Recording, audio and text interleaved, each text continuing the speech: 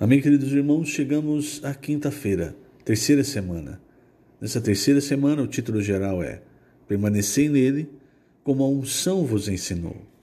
O título da quinta-feira, A mente renovada. E o versículo, Romanos 12, 2.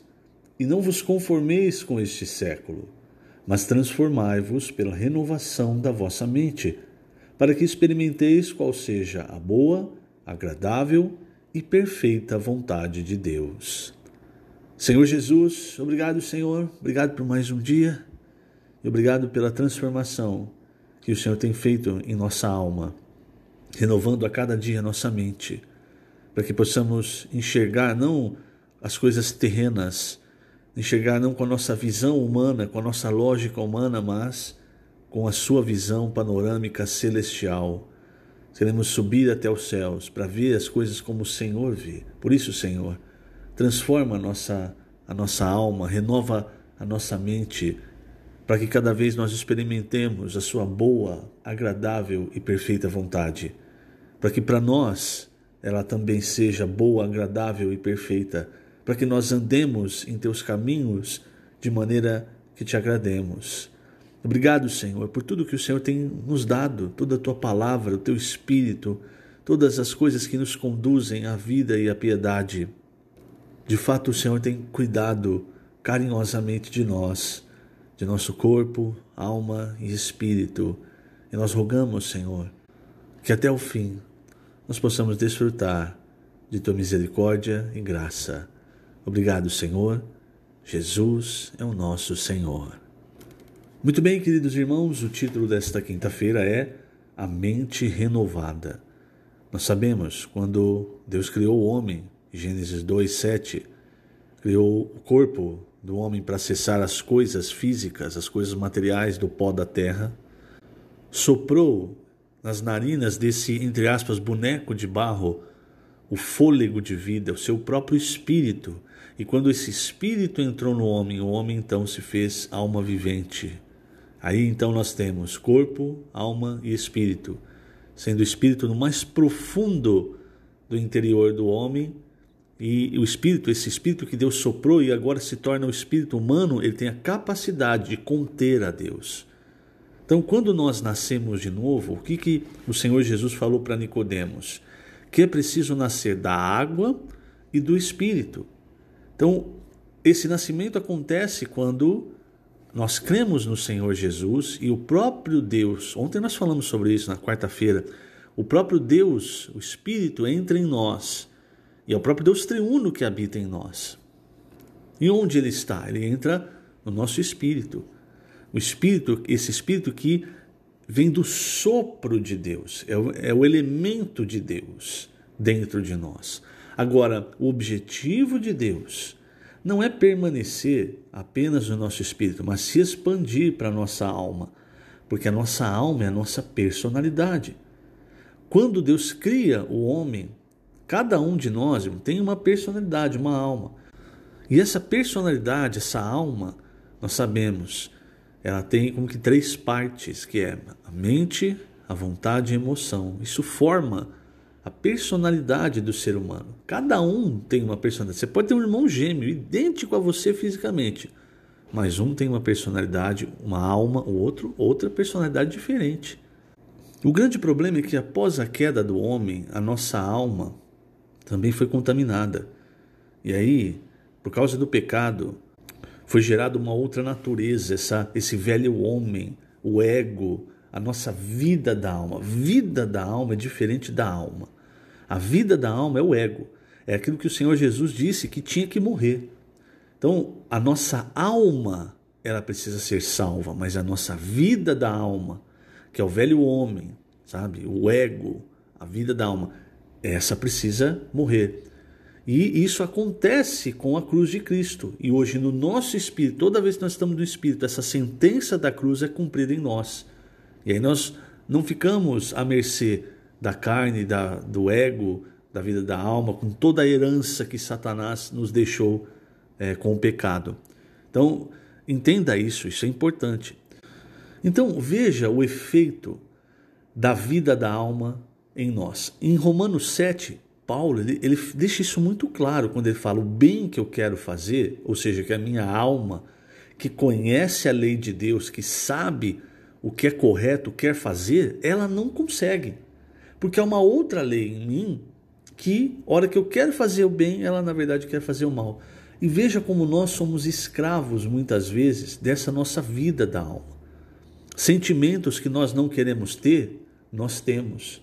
Muitas vezes angústias, coisas que vêm do nosso ego, da nossa vida da alma, coisas que não eram para existir em nós originalmente, mas que vieram por causa do pecado. A nossa mente, veja, nós não controlamos a nossa mente. Se você olhar bem, você não é senhor de si mesmo. Você não consegue, por exemplo, controlar os seus sentimentos. Quando você está com raiva, com irado, você faz coisas que depois você se arrepende, mas que na hora você não conseguiu controlar. Os próprios pensamentos, quantas vezes você pensa em algo e fala, não quero pensar nisso, eu não quero ficar pensando nisso, ou você tem desejo de algo que é errado e você fala, eu não quero desejar isso, mas está ali o pensamento, está ali o desejo. O Senhor falou isso para Caim, quando ele estava nervoso e ele queria descontar a sua ira no irmão, o Senhor avisou ele.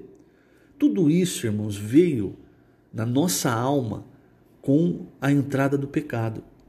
Então, quando se fala, agora vamos voltar para Romanos 12, o ponto principal da quinta-feira, de renovar a mente, não é simplesmente um pensar positivo, uma mudança de pensamento, mas é colocar a nossa mente, que é o carro-chefe da nossa alma, no Espírito.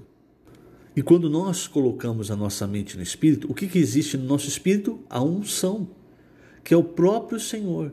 Então ali nós encontramos o caminho do Senhor, nós encontramos a palavra do Senhor. Quando você faz a imersão, você está fazendo a imersão na palavra, a sua mente está totalmente voltada para o Espírito. A não ser, lógico, você está fazendo a imersão totalmente desconcentrado, pensando em outras coisas. Quando você está fazendo uma transcrição, veja a diferença. Você está ouvindo uma mensagem, ou mesmo lendo um texto, um alimento diário, a Bíblia, enfim. Quando você está lendo ou ouvindo, você se distrai facilmente. Muitas vezes a gente está lendo alguma coisa, de repente você lê uma página e fala assim, mas peraí, eu não sei o que eu acabei de ler. Aí volta. A mesma coisa quando você está ouvindo. A sua mente ela consegue vagar para outros lugares. Mas quando você está fazendo uma transcrição, a sua mente fica presa ali. Porque você precisa ouvir a palavra, ela vai passar por várias partes do seu cérebro, da sua mente, a absorção vai ser muito maior até ela passar, entre aspas, para a sua mão para escrever ou para digitar, enfim. Então por isso, irmãos, que tem sido falado para nós sobre transcrição, imersão, grito de guerra. Quando você está fazendo um grito de guerra, você está prestando mais atenção àquela palavra que está sendo falada. Para quê? Para que a nossa mente aprenda a entrar e a permanecer no Espírito. Porque quando você está fora do Espírito, você tem todo tipo de sentimento ruim. Ansiedade, angústia, muitas coisas que vão deteriorando a nossa alma. Mas quando você coloca a sua mente no Espírito, até a sua alma agradece, porque no Espírito nós encontramos vida e paz. Você não encontra acusação no seu espírito. Você pode encontrar admoestação, mas é sempre uma admoestação do Senhor com amor, nos fazendo levantar para andar. E por que Paulo aqui em Romanos 12, quando ele começa falando de consagração, porque você se lembra, ele começa o capítulo 12 dizendo, rogo-vos, pois irmãos, pelas misericórdias de Deus, que apresenteis o vosso corpo por sacrifício vivo, santo e agradável a Deus, que é o vosso culto racional. Então a maneira de cultuar a Deus, a maneira mais racional, inteligente de cultuar a Deus é servindo, apresentando o nosso corpo. E aí ele fala, olha só, não se conforme com este século, com as coisas desse mundo. Nós já vimos, irmãos, que se nós amamos o mundo, o amor do Pai não permanece em nós. E não é que o Pai vai retirar o amor dele de nós, é porque é uma escolha diária. Ninguém serve a dois senhores. Você vai deixar um de lado para agradar o outro. A mesma coisa, você não pode amar o mundo e amar a Deus. Ou você vai amar mais o mundo e deixar Deus, ou você vai amar mais a Deus e deixar as coisas do mundo. Então, quando você está amando ao mundo, você vai se conformando, você vai tomando a forma do mundo na sua vestimenta, na sua forma de falar. Então, você vai se conformando. E aí, Paulo diz assim, não se conforme com este século, mas se transforme primeiramente pela renovação da vossa mente. Por que renovação da nossa mente? Porque com a mente terrena, irmãos, nós não entendemos a vontade de Deus e o caminho de Deus. Isso é o que o próprio Senhor nos fala em Isaías 55, trecho que nós já lemos muitas vezes. Em Isaías 55, versículo 8, o Senhor fala: porque os meus pensamentos não são os vossos pensamentos, nem os vossos caminhos os meus caminhos, diz o Senhor. Porque assim como os céus são mais altos do que a terra, assim são os meus caminhos mais altos dos vossos caminhos, e os meus pensamentos mais altos do que os vossos pensamentos. Então o que ele quer dizer? O pensamento, o caminho de Deus é celestial. Se a nossa mente está só acostumada às coisas terrenas, nós não conseguimos alcançar a vontade de Deus, nós não conseguimos servir a Deus de maneira agradável. Então como é que eu vou servir o Senhor de maneira agradável? Veja, aí o versículo 10 diz: porque assim como descem, veja, a chuva e a neve dos céus, e para lá não tornam, sem que primeiro reguem a terra, e a fecundem, e a façam brotar, para dar semente ao semeador e pão ao que come, assim será a palavra que sair da minha boca. Não voltará para mim vazia, mas fará o que me apraz e prosperará naquilo para que a designei. Então veja, irmãos, para que nós entendamos o caminho de Deus e a vontade de Deus, o pensamento de Deus, é que Deus faz descer até nós a sua palavra como chuva. E essa palavra que nós imergimos, essa palavra que nós transcrevemos, essa palavra que nós lemos, nós oramos, enfim, a palavra, tanto a palavra logos quanto a palavra rema, né? A palavra profética, enfim, essa palavra, quando ela entra, ela vai entrar primeiramente nos nossos ouvidos ou nos nossos olhos, se nós estivermos ouvindo ou lendo. Quando ela passa pela nossa mente e entra no nosso coração, a nossa mente é renovada. A nossa visão muda. Entenda isso, a visão muda. Uma mente renovada é uma visão mudada. Quando a nossa visão fica velha, quando nós ficamos cheios de religião, cheios de maneiras de servir a Deus, muitas vezes nós passamos a não entender mais os caminhos de Deus. Nós achamos que Deus sempre vai tomar o mesmo caminho.